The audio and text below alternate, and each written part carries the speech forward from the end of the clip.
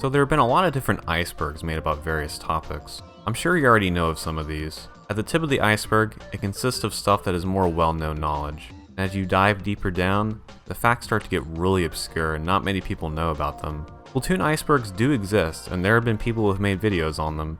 But what about one of Splatoon's famous modes, Splatfest? You're probably thinking, how could there be an iceberg about a single mode in one game? And on a surface level, it doesn't really seem like there's much to the Splatfest. I'm going to assume you already know what Splatfests are, but as a quick rundown, Splatfests were an event held in the Splatoon series that pitted two sides against each other for a topic, like cats versus dogs, baseball versus soccer, early bird versus night owl, and many more. It was just a fun little event to get people together and fight over which option was better.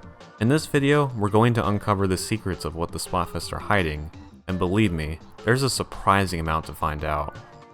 Also, side note, if you're watching this video from the future when Splatoon 3 is released, understand that this iceberg is only about Splatoon 1 and Splatoon 2 Splatfest, as at the time of making this video, we know nothing about Splatoon 3 Splatfest. Regardless, I hope you enjoy.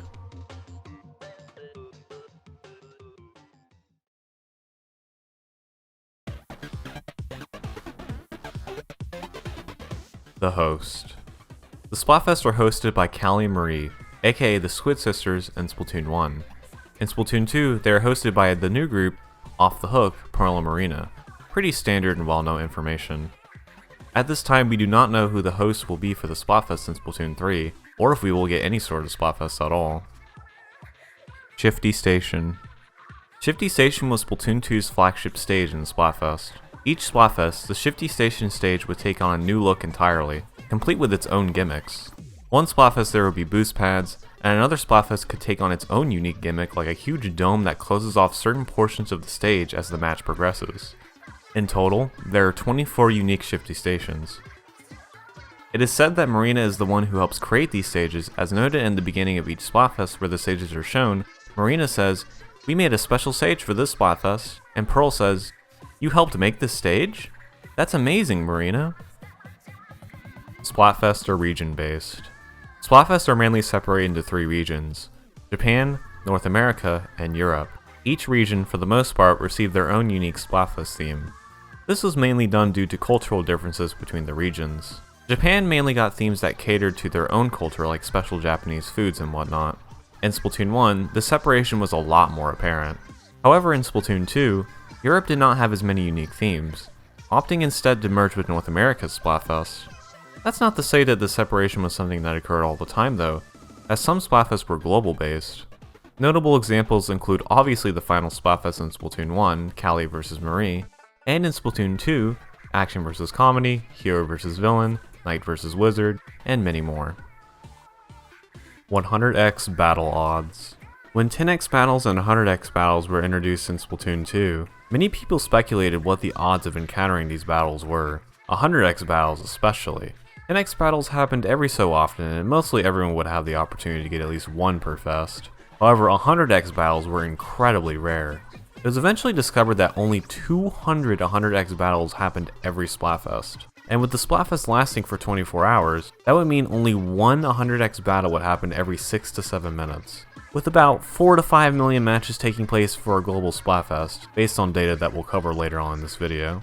The odds of receiving a 100x battle is around a 1 in 22,000 chance, which is ridiculous, but keep in mind that these are for global Splatfest only. So you have all three regions of players playing the same Splatfest. For regional Splatfests, like in North America or Europe, that number can drop to around 1 in 2,000, which isn't too bad, I guess. This number does not take into account how many versus self matches you get either, as 100x battles only happen when you go up against the opposing team, so the odds could be way lower depending on how popular your team is. With all this, Nintendo announced in June of 2019 for the final Splatfest, they would be raising the odds of these 100x battles by 100 times. This meant that now the odds of receiving a 100x battle for the final Splatfest boosted to around 1 in 250, which is way better.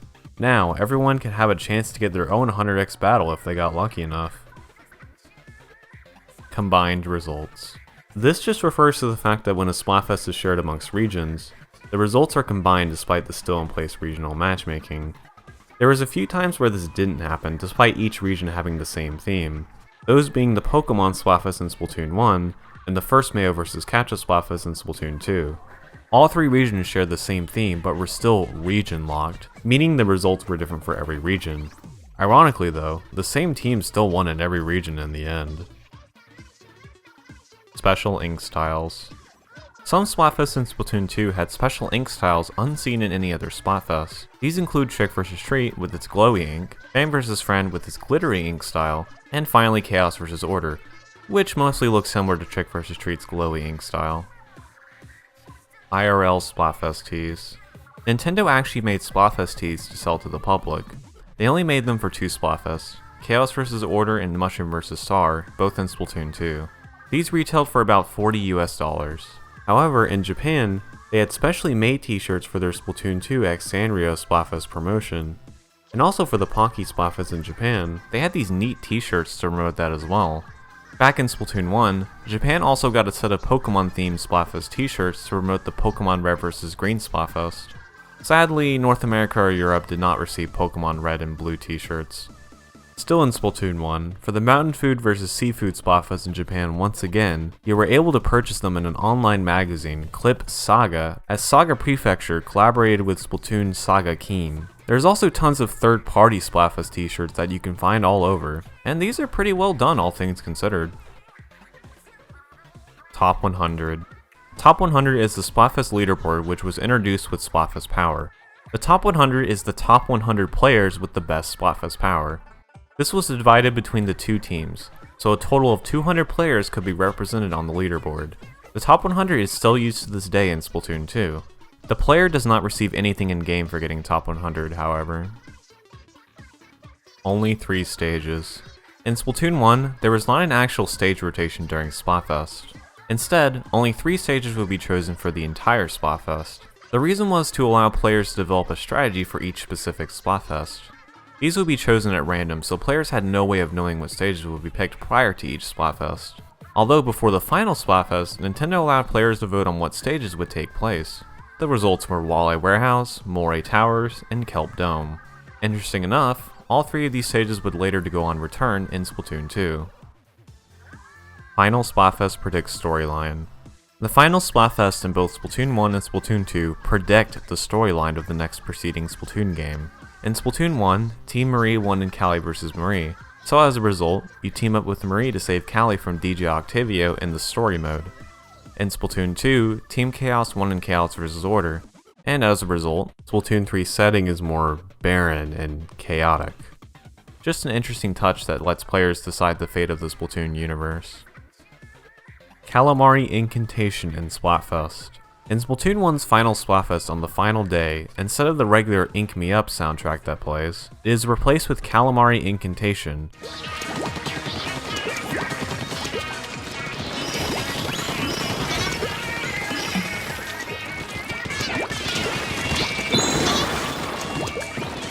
This was likely done to add a bit of flair to the final Splatfest.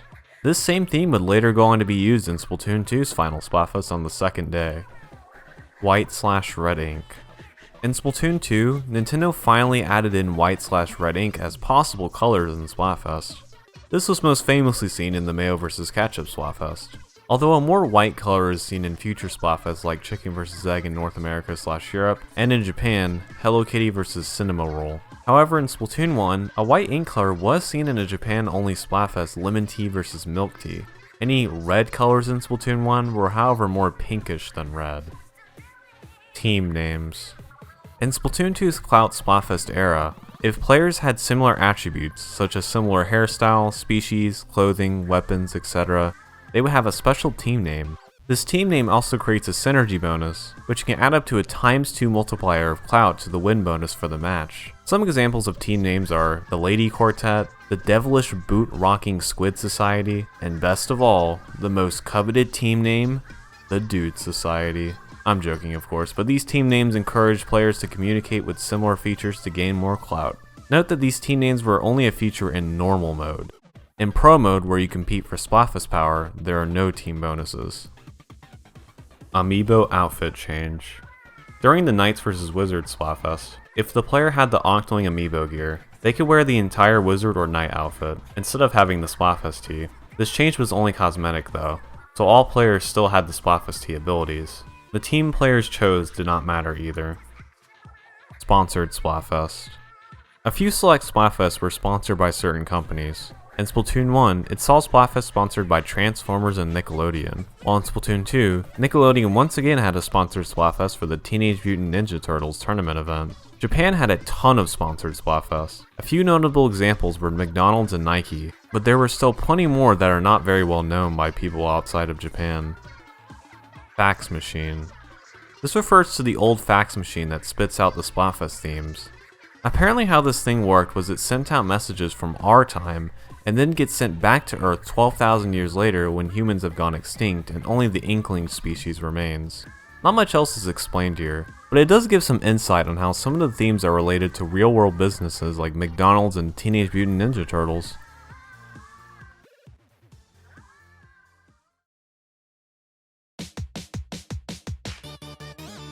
Splatfest law. This refers to the fact in the Splatoon universe, whichever team wins is legally better than the other. This is referenced a few times in the dialogue in Splatoon 2, with it first being used famously in the demo Splatfest, Cake vs. Ice Cream. Marina states that according to Chapter 3, Paragraph 5 of Splatfest rules, ice cream is legally better than cake. Splatfest law also contradicts scientific consensus, as stated by Pearl in the Chicken vs. Egg Splatfest.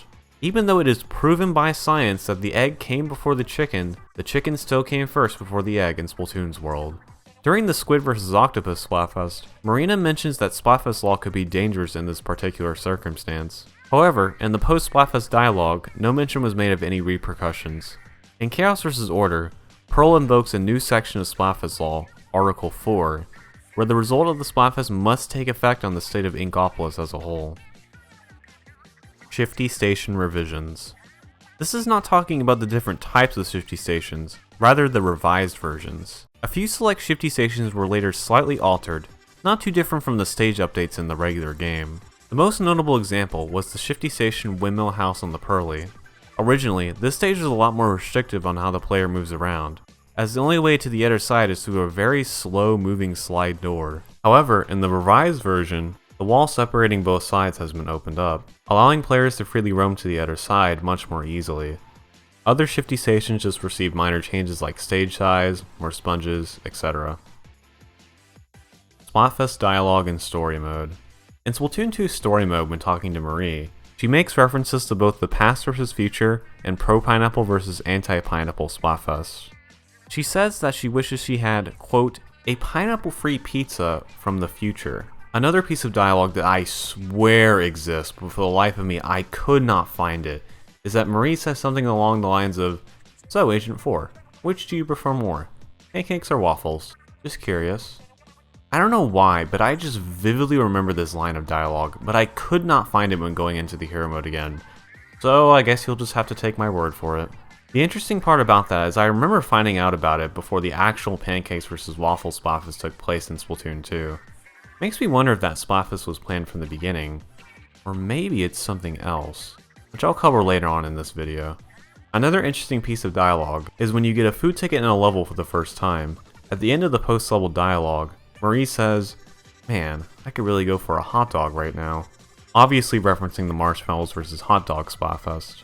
One more very obscure line of dialogue is an Octa expansion. Only in Spanish, during the final cutscene, Pearl makes a reference to the vampire vs. werewolf Splatfest with quote, werewolves can't keep up with vampires. Alternate intro themes.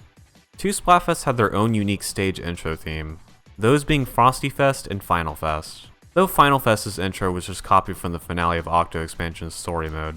Here's what they sound like compared to their original counterparts.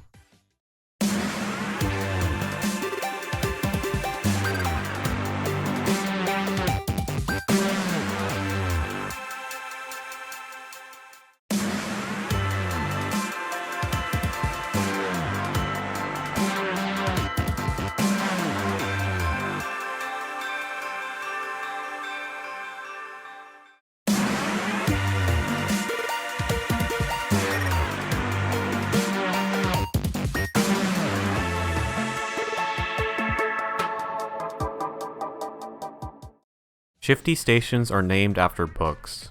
In June of 2019, Nintendo revealed that each Shifty station had their own unique name. Beforehand, the stage was just called Shifty Station, and the fans would have to come up with their own name. Now, each one had an official name. With that, the names of these Shifty stations appear to be references to popular books/movies. For example, the Shifty station, The Splat in Our Zones, is a reference to the film The Fault in Our Stars, and the Shifty station, The Bunker Games, is obviously a reference to The Hunger Games. Another bit of trivia is that the codenames for Shifty Station are called Deli, with Deli 00 and Deli 01 being the first Shifty stations made, which ironically are Windmill House on the Pearly and The Secret of Splat, which are actually the second and third Shifty stations used instead.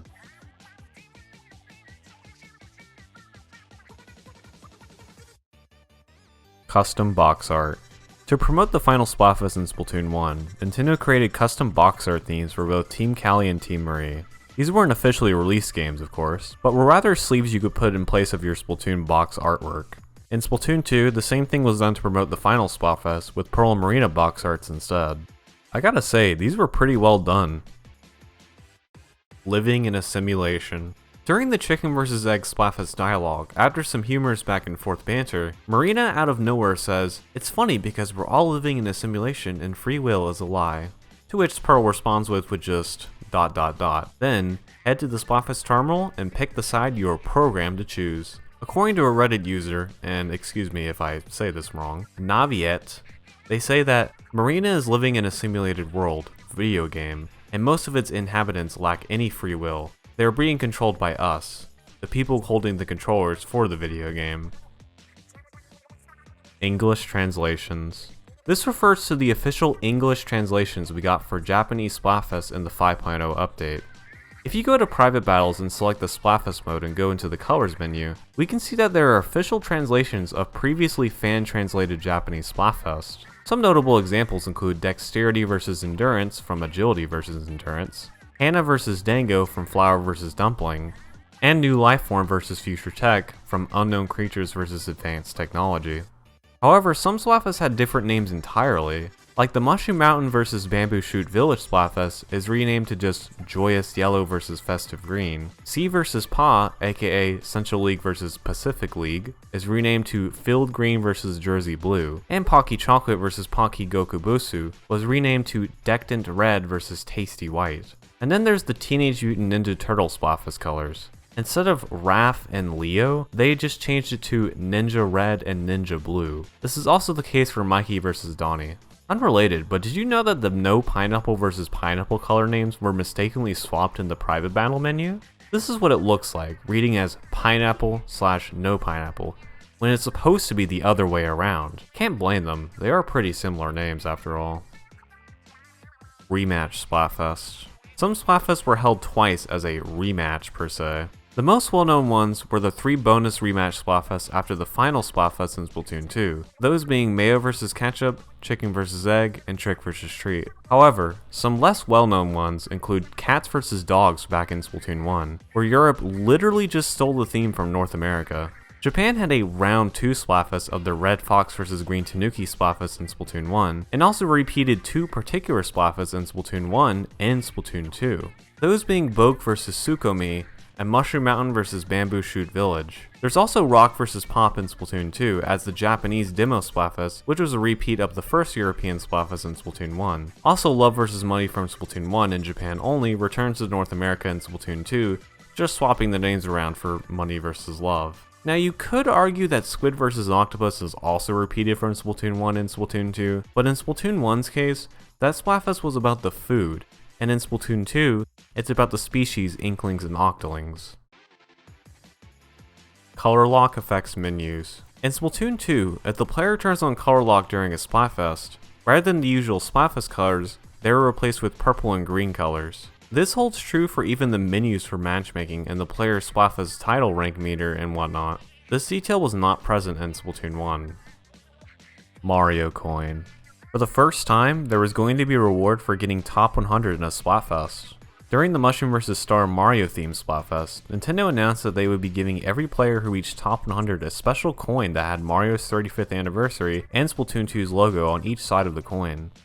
However, this promotion was only for Japan and Europe, For North America, the coin would have only been given out to players who got in the top 35 as a reference to Mario's 35th anniversary. It is unknown why Nintendo made this decision for North America only.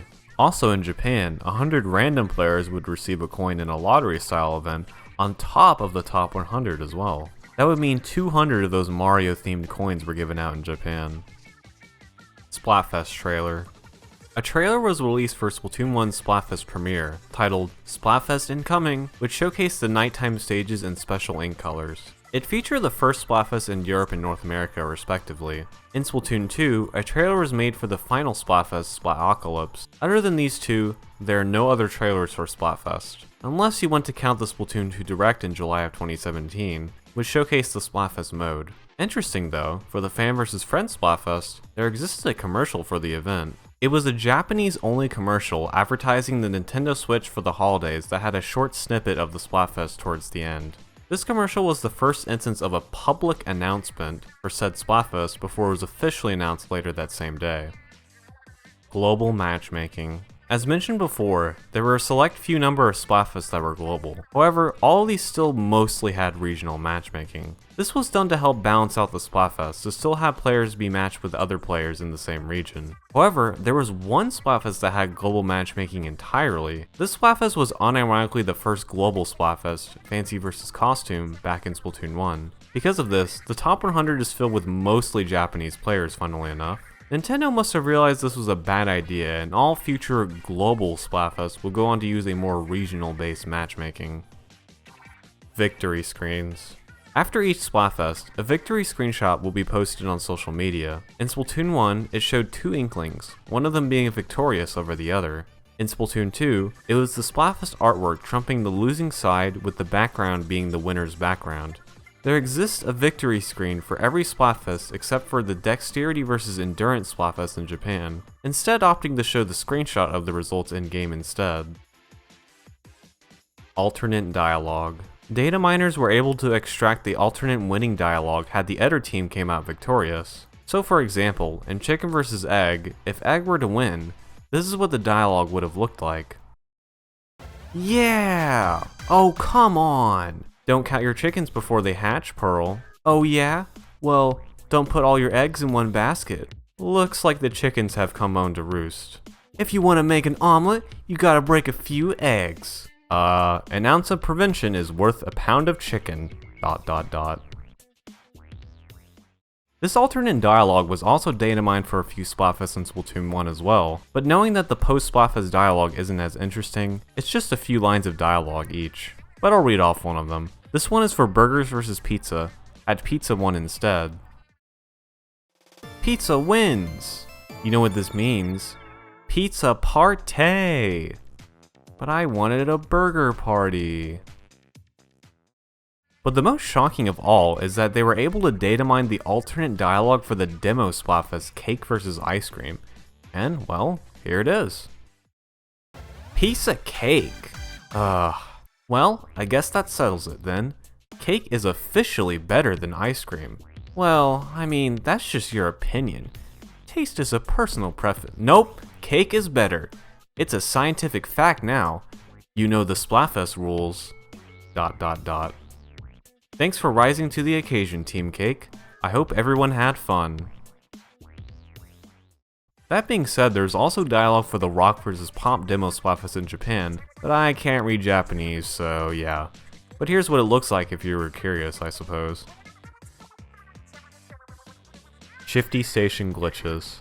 There are various glitches that players could perform on Shifty Station. On Flur in the Ashes, there's a glitch where if a player dodge rolled into the ink flur at a precise time, then they would be launched into the air. On the Bouncy Twins, if the player activated the Inkjet special just as they were about to land on the bounce pad, they could fly upwards continuously. Some other minor glitches include clipping into walls to reach out of bounds areas, splash wall jumps to reach out of bounds areas, and other minor glitches. All of these glitches are pretty similar to glitches players would find in regular stages. Question marks. The question marks just refer to the new matchmaking system to balance the players in ranked battles, and also in Splatfest. This was added in late 2020. If a player reached 2200 Splatfest power or more, all names in the lobby were replaced with question marks to avoid people from lobby sniping or purposely leaving the lobby if they didn't like the teammates they had. Basically, it was to balance out the matchmaking to make it more fair for everyone. Octo expansion outfits. There were a total of 3 Splatfests that featured Off the Hook wearing their Octo expansion counterpart outfits. The first 2 were only shown in the official artwork for the Splatfest, those being New Lifeform vs Future Tech and Pancakes vs Waffles. The other Splatfests literally had them wearing them during the Splatfest in-game, Hare vs Tortoise.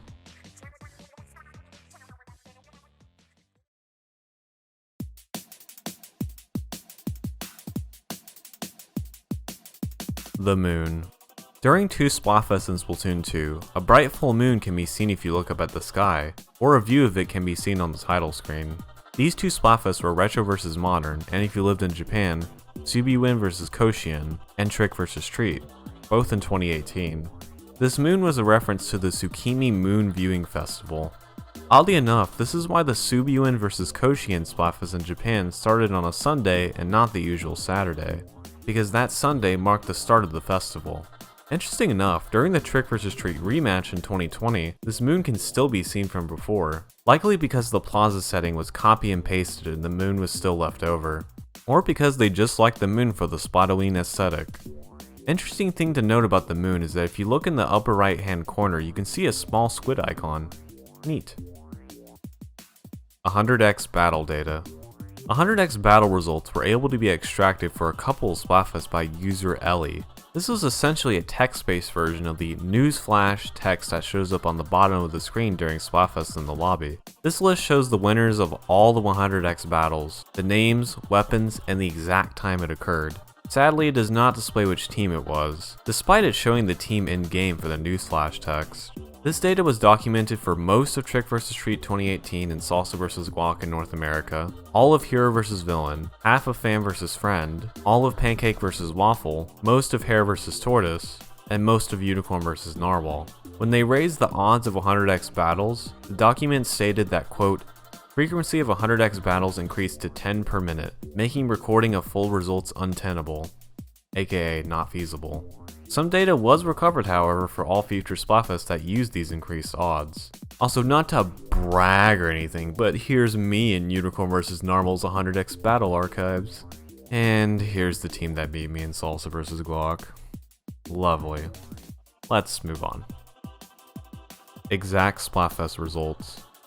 On the topic of data mining, this same person, user Ellie, was able to extract the exact results of all Splatfests in Splatoon 2 leading up to Action vs Comedy. Here we can see the exact results for each category: votes, solo games, and team games. In this data we can see that in Flight vs Invisibility, Team Invisibility got the popular vote by a mere 7,538 votes, which is extremely close when you consider there were 511,242 participants. We can also see in the Europe Splatfest Warm vs Cold Breakfast, Team Cold barely won the team games category by 28 victories. And here's something to be really mad at in Europe's Mayo vs Ketchup. For team games, Mayo won by only 46 games in teams.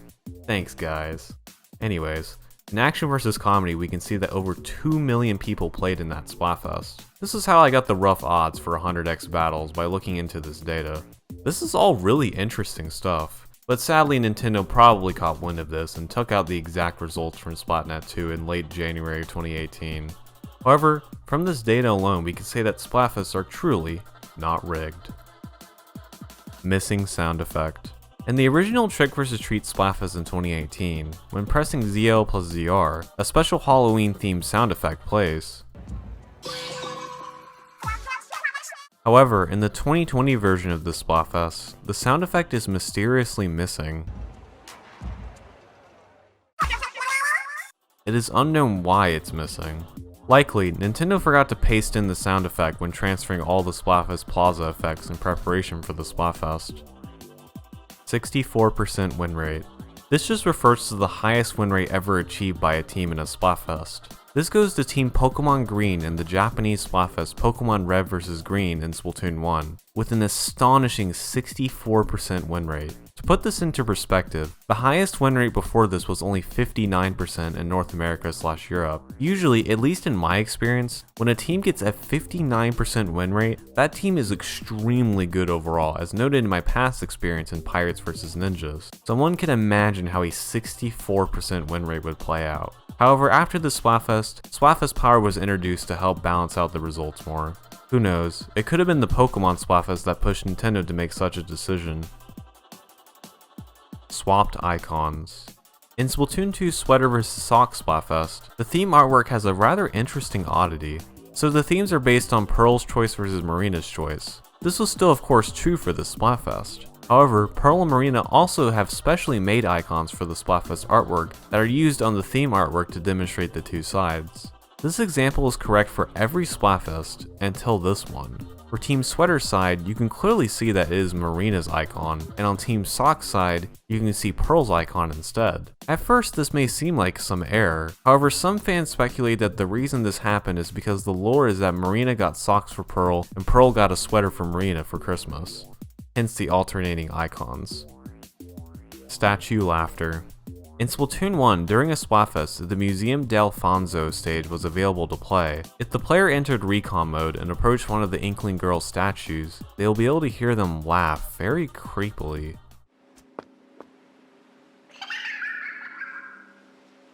One commenter shares their thoughts on why the statues are there in the first place. I think these statues are those of ghost Inklings that died, probably by an accident in the water of something, since the statues are very close to the water. Maybe the staff made a statue of each of the girls as a memorial for them. Maybe they liked the statues and decided to use those statues as a vessel, but not for movement, but rather to be heard. Maybe the laughs were made as the two ghosts having a friendly conversation with each other, talking about their life when they were alive. Either way, it's quite creepy, and this only happens during a Splatfest, aka at night. However, in Splatoon 2, this same phenomenon happens in Inkblot Art Academy during a Splatfest in recon mode, where you can hear a telephone ringing and some creepy noises.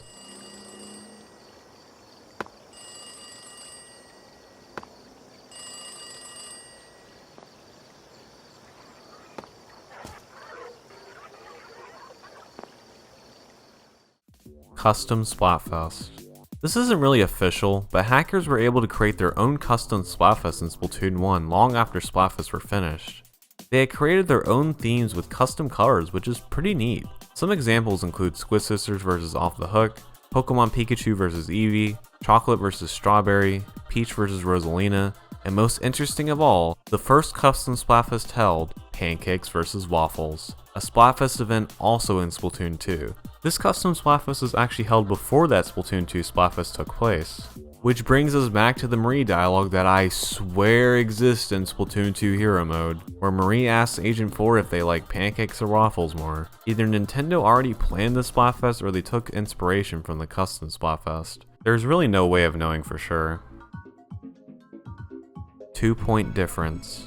This refers to the insanely close Splatfest of Mushroom Mountain vs Bamboo Shoot Village in Japan back in Splatoon 1. Team Bamboo won by just 2 points in a score of 351 to 349. The Cars vs Plains Splatfest had a 4-point difference, with victory going to Team Car. And I guess if you wanted to know Europe's, it goes to North Pole vs South Pole with a 12-point difference. Sadly, we never got to see what would happen if there was a tie, but I'm sure that Nintendo would have skewed the result a tad bit if that event did happen. Leaked Splatfest. Some Splatfests were leaked a bit earlier before they were announced. At most, this is only about a day or less earlier than the official announcement. Splatfests like Retro vs Modern and Salsa vs Guac were leaked hours before they were announced. This is also likely why they announced the Fan vs Friends Splatfest an entire month beforehand, and even before the Splatfest in December, as they were probably worried that data miners would leak the Splatfest event. Splatfest T error. 2 examples of Splatfest T errors occurred in Splatoon 2. One was during the Dexterity vs Endurance Splatfest in Japan, where the team names were swapped by accident. This text here on Dexterity Splatfest T translated says Endurance, and on the other team, Endurance says Instant, meaning instant power, a more literal translation of the Japanese text for the Dexterity team. Another instance of a Splatfest T error was actually discovered by yours truly.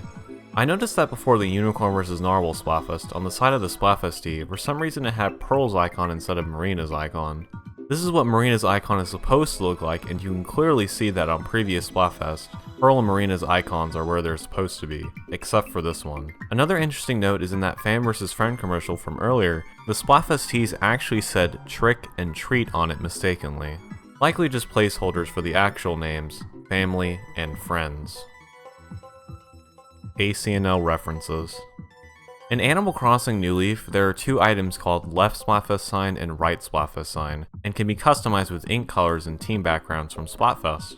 These include ink colors from Rock vs. Pop, Lemon Tea vs. Milk Tea, Autobots vs. Decepticons, which, side note, it says Hero Red and Villain Purple, which sounds like a reference to the Heroes vs. Villains Splatfest in Splatoon 2. While yes, the names are similar, the actual colors are from Autobots vs. Decepticons.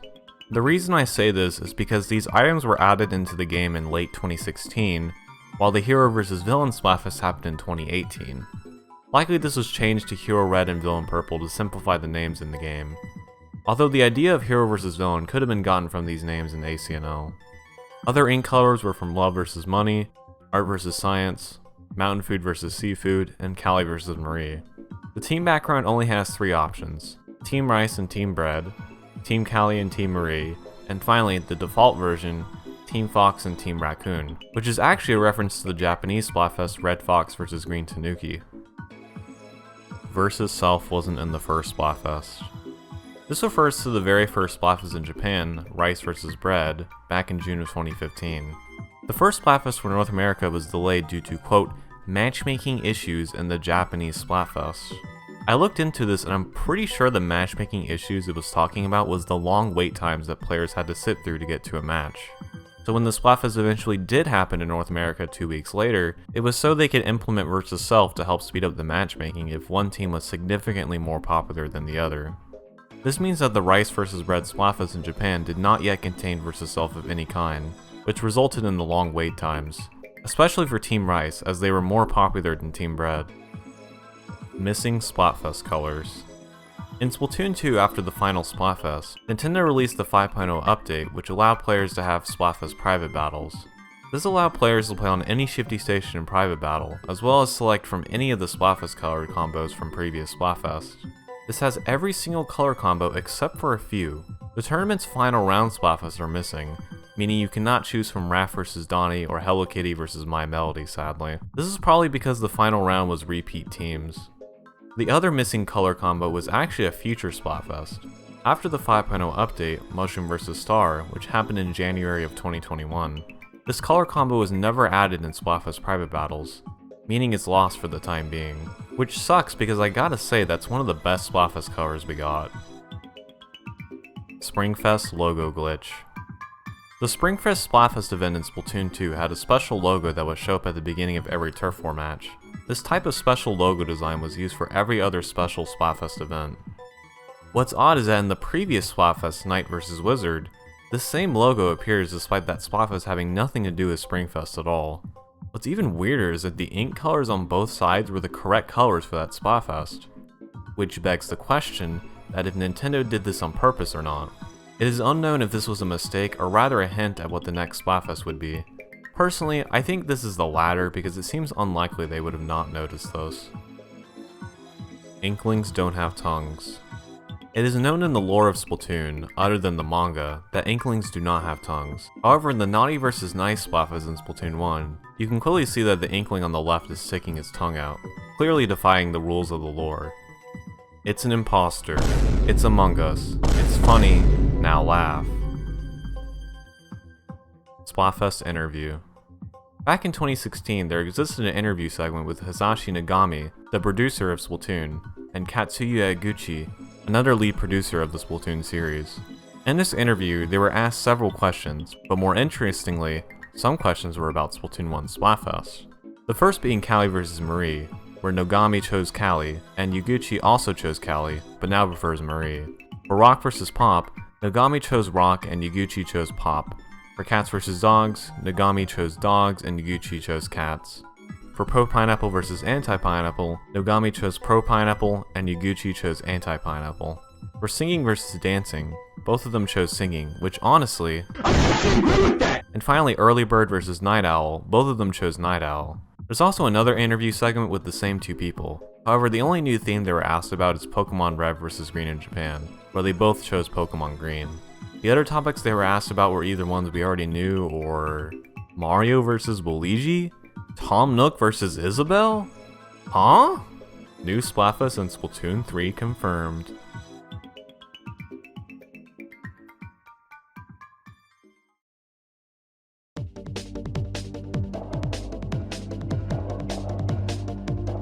Unused Splatfest theme art.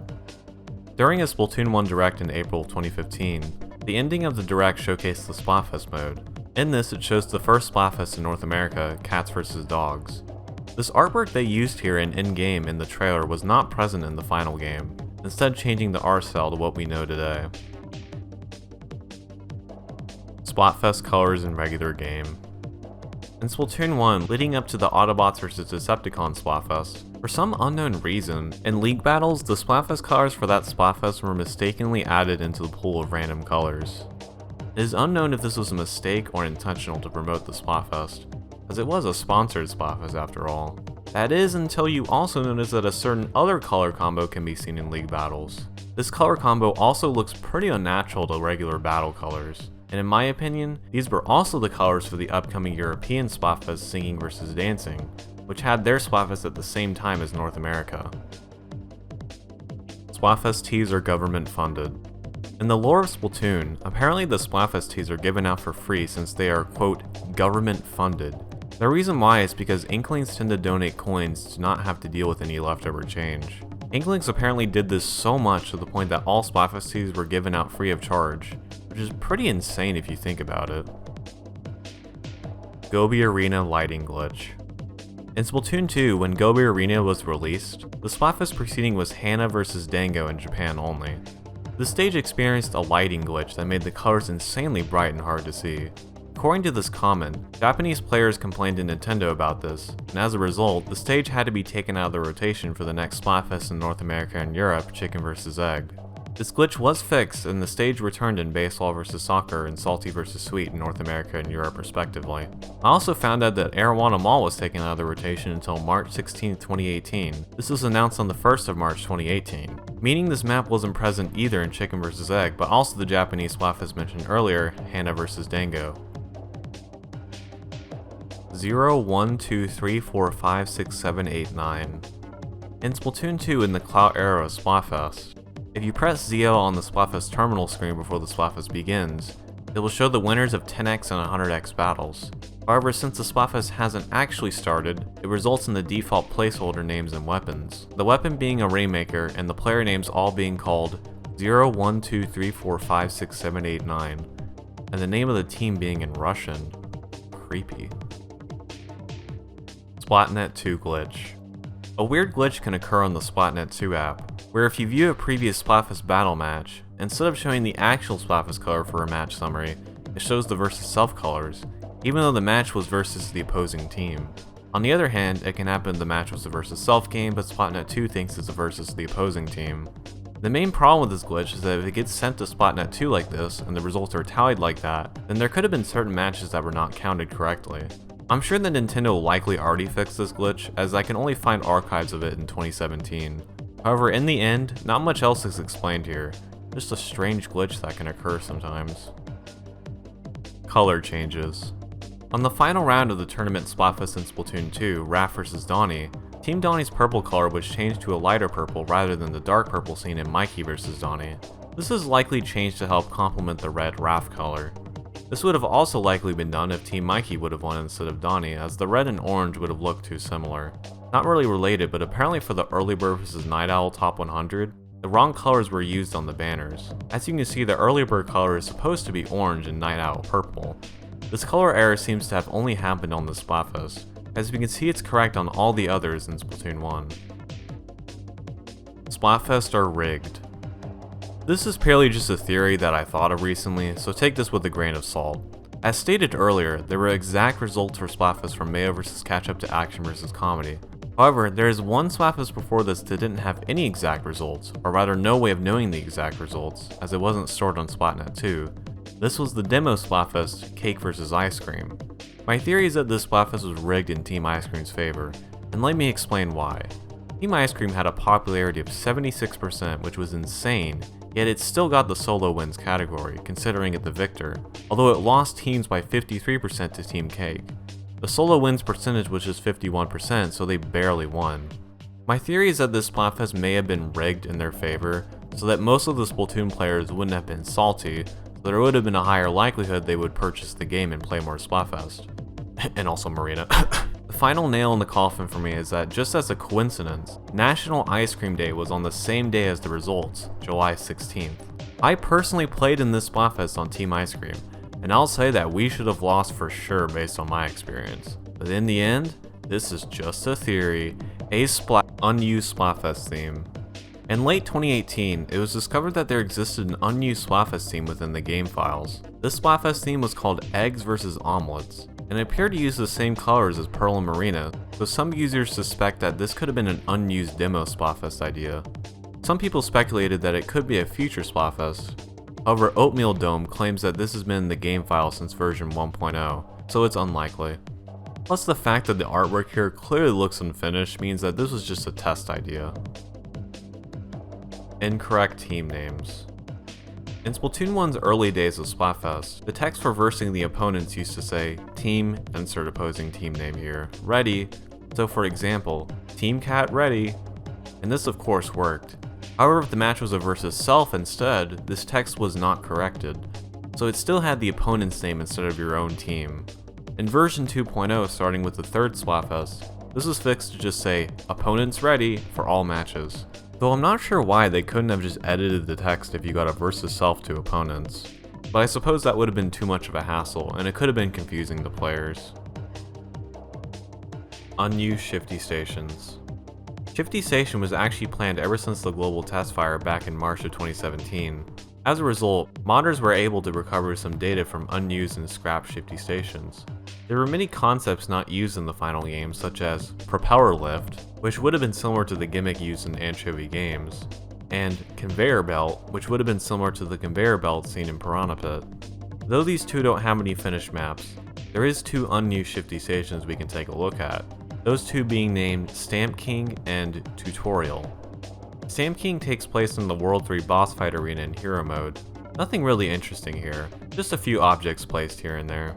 Interesting enough though, this exact map was replaced with the Bunker Game Shifty Station in version 2.0. The second map, Tutorial, is, you guessed it, just the tutorial stage in Splatoon 2 with Shifty Station Skybox. Nothing else to say here really either. Glitched Splatfest results. A very strange and bizarre glitch occurred on the Splatfest results following the Fork vs. Spoon, Adventure vs. Relax in Europe, and Mushroom Mountain vs. Bamboo Shoot Village in Japan, Splatfest. If players viewed the results in-game after version 4.0 came out, which introduced the new clout system, it would mess up the results of the Splatfest, displaying glitch percentages of 99.99% and 00.01% respectively. The text for wins is also replaced with clout as well, to indicate the new system. This would have been only possible to view if the player had not previously viewed the results before version 4.0 releasing. This glitch could have also been only viewed for one day, as the very next day, the next Splatfest was announced in-game for all regions, leaving the previous Splatfest results overwritten with the announcement. Luckily, I was able to find a video of this glitch results in action, as well as screenshots in the Japanese Splatfest. Sadly, I was not able to recover any screenshots of it happening in the European Splatfest, but we can assume it also happened in that region as well. Manga references Splatfest. So the Splatoon manga makes a reference to the Boke vs. Tsukuyomi Splatfest in Japan. In chapter 31, with the characters Goggles, Bobblehead, Gloves, and 8 on Team Boke, and Specs, Headphones, Prinz, and Skull on Team Tsukuyomi. In the English translation, the Splatfest is called Funny Man vs. Straight Man. Oddly enough, in the private battle colors menu, it's still called Boke vs. Tsukuyomi in English.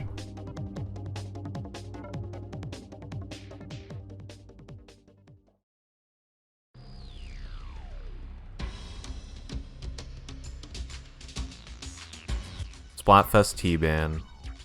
Before the Splatoon 2 North American tournament started in February of 2019, in the rules it stated that players are not allowed to wear Splatfest tees. As quoted in the rules, anything a player has unlocked may be worn except for Splatfest tees. Wearing a Splatfest tee may result in an automatic loss for that team. However, looking at all the specific dates that these tournament events would have taken place, none of them line up with the date to be able to wear a Splatfest tee. February 10th was the day after Pancakes vs. Waffles, March 2nd was the week before Knight vs. Wizard was announced, and finally March 30th was a few weeks before Hare vs. Torres was announced in-game.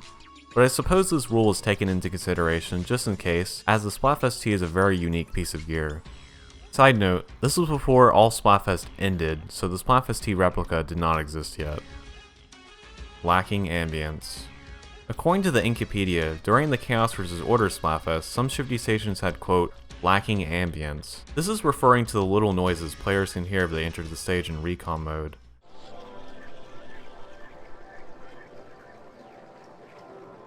These shifty stations include Wayside Cool, The Secret of Splat, Windmill House on the Pearly, Goose Sponge, and finally the Bounty Twins.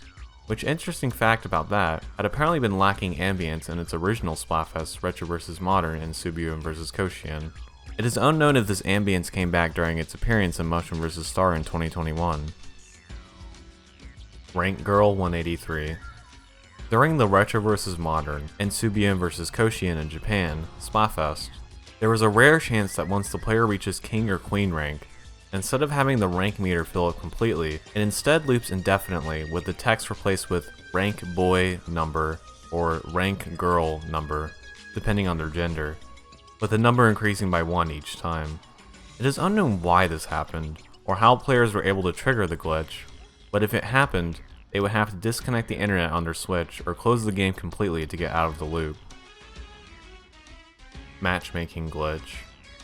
Not much is known about this glitch, only a few screenshots. At least as of the early days of Splatfest and Splatoon 2, there was a rare chance that a player from the opposing team could join one's lobby. Apparently what would happen is the player from the opposing team would just instantly disconnect upon this happening.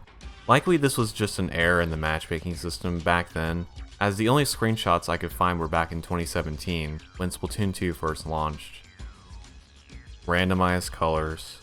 This is likely a mistake on the editors of Inkipedia, but on the page for roller coasters versus water slides in Splatoon 1, according to the text at the bottom, it says that, quote, about midway through the roller coasters versus water slides Splatfest in North America, the colors became randomized for a few rounds instead of the standard purple versus green before returning to normal.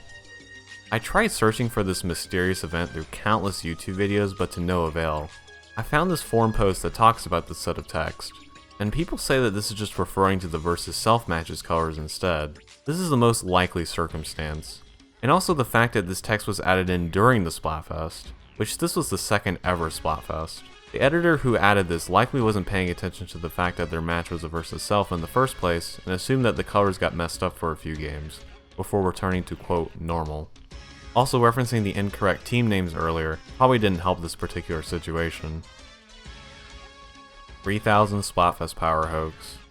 In December of 2017, during the Japanese Splatfest Innerwear vs. Outerwear, one particular player thought it would be funny to trick people into thinking they had reached 3000 Splatfest power. Through some most likely very well done photoshopping, they posted this screenshot, which by the way isn't the original screenshot, just another screenshot I was able to find instead. The original tweet had been deleted, but I was able to recover the text and likes and retweet numbers as this was exchanged between me and Cosmic, one of my friends on Discord, when this event happened. This was of course fake, as the first place person on Team Outerwear had 2817 power. However, it is worth noting that 3000 Splatfest power was eventually achieved by a Japanese player during the Chicken vs. Egg 2020 rematch Splatfest on Team Egg, with a power of 3024. And while researching for this video, I also found out that 3 people got 3000 Splatfest power back in Splatoon 1. On the final Splatfest Callie vs. Marie, 2 people got it on Team Callie and 1 person got it on Team Marie. This means the highest ever Splatfest power achieved is a whopping 3196 by yeah, I can't read that. Moving on. Splatfest demo still playable. This was something I accidentally discovered back in August of 2020. I was messing around with the Splatoon 2 Splatfest World Premiere demo which I had still downloaded. Usually when you open it, it just says, "Thanks for playing," and forces you to close the game essentially. However, if one turns on airplane mode and disconnects the internet after opening the software, they will be greeted by the message, please turn off airplane mode when appropriate for your surroundings. Then if you turn back on the internet, you bypass the thanks for playing pop-up that normally occurs, and you will be then taken to the main title screen. Then you'll be able to roam around in the plaza. Note that this only works if a player had previously played the Splatfest back in 2017. But on the plaza in the top right corner, you can see the Splatfest rank still from all those years ago, indicating that they still haven't received their Super Sea Snails. Of course, this is just a demo, so no such event was programmed. If the player goes into the lobby, it says that there is currently not a Splatfest going on right now. Unfortunately, I never tested this exploit whenever there was a Splatfest happening for real, but I can assume that this wouldn't work anyway, as the demo Splatfest is likely on a different server, and the demo itself is its own game entirely, so it would have had no way of interacting with the main game anyway.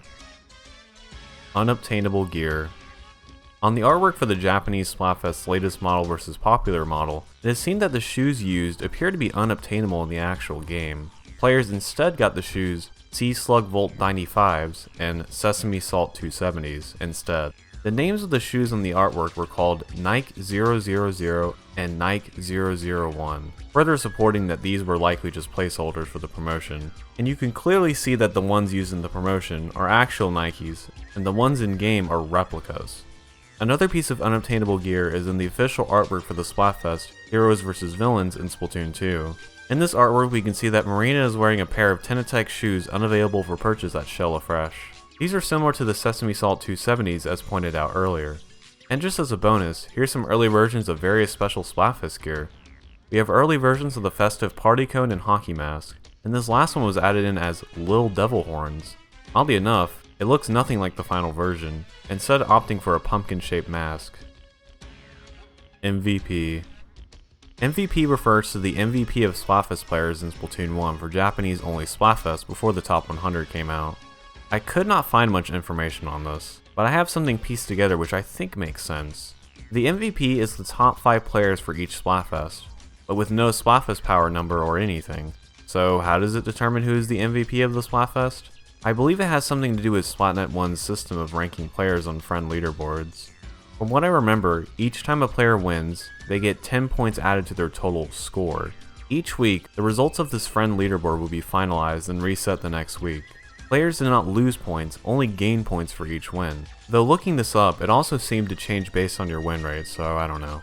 So my theory is that the MVP is the players who had the most amount of wins or best win rate in the Splatfest, aka the players who played the most of the Splatfest. So yes, if this is true, then there would have been an incentive to play the Splatfest for 24 hours for the first time ever, something that I wish was a thing in Splatoon 2, but alas, it was not meant to be. Japanese Snack War. This refers to the extremely bizarre Twitter war held back in 2013 in Japan. It pits the two snacks, Choco Rooms and Choco Cones. A group of high school students made this fiasco into their graduation project. With a group of more than 10 students, altogether they made this. The Battle of the Choco Rooms and Choco Cones, aka, known in Splatoon, Mushroom Mountain vs Bamboo Shoot Village.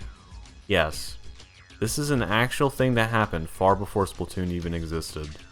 They used more than 200 of these snacks and documented what was going on in the battle in these pictures. With constant back and forth, in the end, the Choco Cones came out victorious, aka Bamboo Shoot Village in Splatfest terms. Aside from that, there's also this Choco Rooms vs Choco Cones Othello board game released in January of 2017. Honestly, I don't know much about this snack in the culture of Japan, but it seems that the Splatfest that took place in Splatoon 1 back in 2016 was a reference to this popular Japanese snack war. Top 100 Cheaters.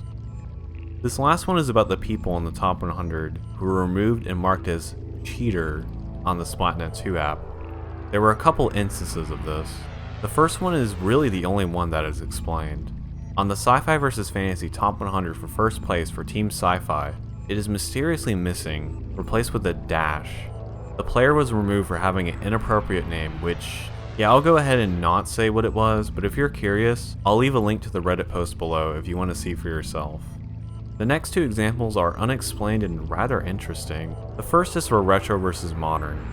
If you try and view the top 100 for Team Modern in North America, you'll notice that 100 is marked with a dash.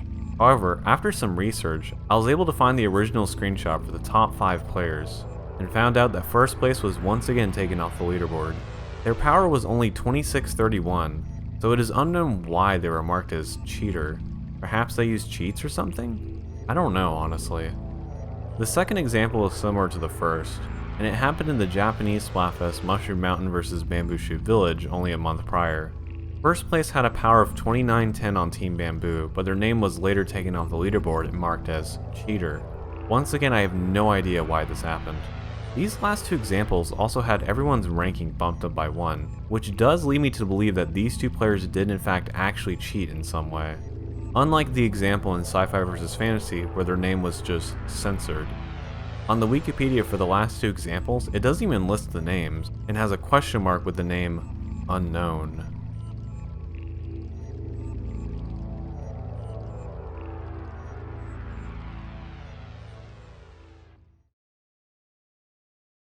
And that was the Splatoon Splatfest Iceberg. I'm honestly surprised that this video is over an hour long, but I hope you learned a thing or two about the Splatfest and the Splatoon series. This is also my first ever iceberg I made, and there was so much obscure stuff to find that I honestly wouldn't be surprised if I missed a thing or two. So hey, if you know of anything else about Splatfest, feel free to let me know in the comments. I'd be really interested to know. Also, I want to thank DJ Particle for helping out with one of the topics in this video, the English translations, and also the fact that they have really good knowledge of Splatfest in general as well. So shoutouts to her. I'll leave a link to their Twitter in the description. Regardless, I hope you enjoyed and have a wonderful day.